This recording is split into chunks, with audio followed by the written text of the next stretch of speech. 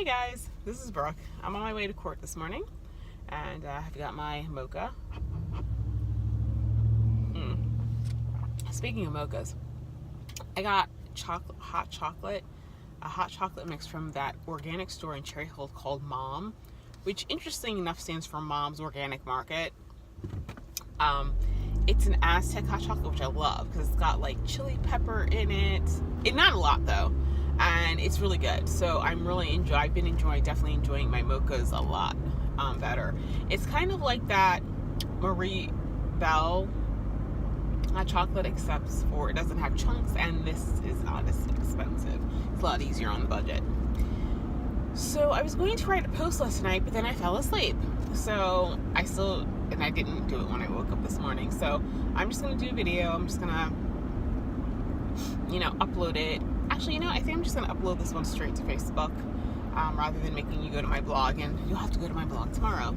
So one of the reasons I started my website, in addition to the fact that eventually I want to grow flowers to sell, is that I know that there's a lack of information in terms of growing flowers. Don't get me wrong, I understand that flowers can have tags on them, but what the flowers say on the tags and how flowers actually perform in your garden are two completely different things.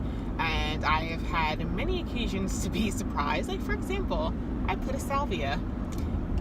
On the tag it said 36 inches. First year, I think it did get 36 inches. It came back. The next year, it got 6 feet tall. 6 feet. Actually, it was well over 6 feet. Little hummingbirds were sitting in it like it was a tree. Like, that's how big it got. Don't ask me how that happened. And when I went back to the garden center where I bought it and told the guy, he was actually quite stunned. He had nothing. He was like, I don't even know what to tell you. You shouldn't have gotten that big. So I'm going to start doing, rather than just posting pictures of the flowers in my garden, I'm going to be doing what's called a plant dossier.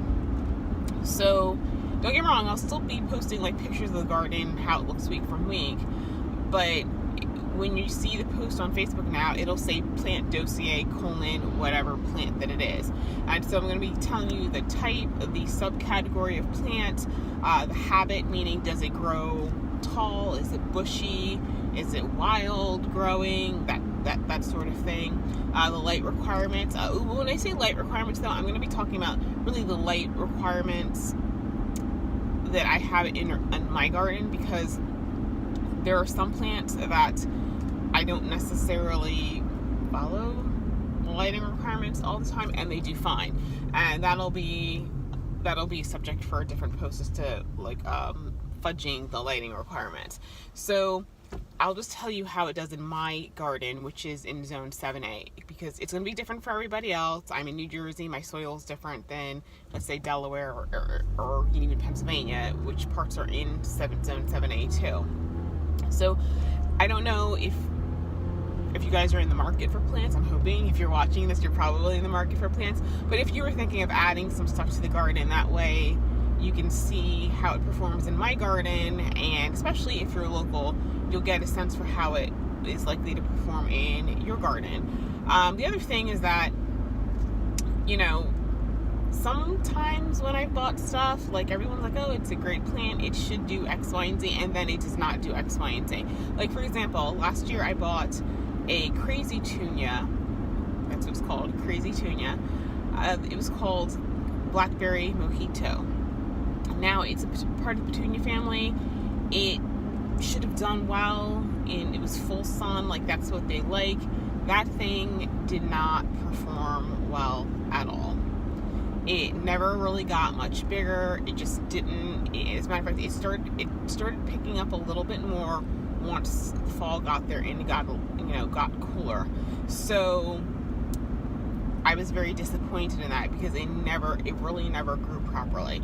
And interestingly enough, I was gonna buy it again for this year to try a different spot in my garden, and nobody sells it. The only crazy tunia that I've seen in the market this year is the one called Moonstruck. So maybe maybe it really wasn't that great of a variety, because that's probably why it's not available anymore.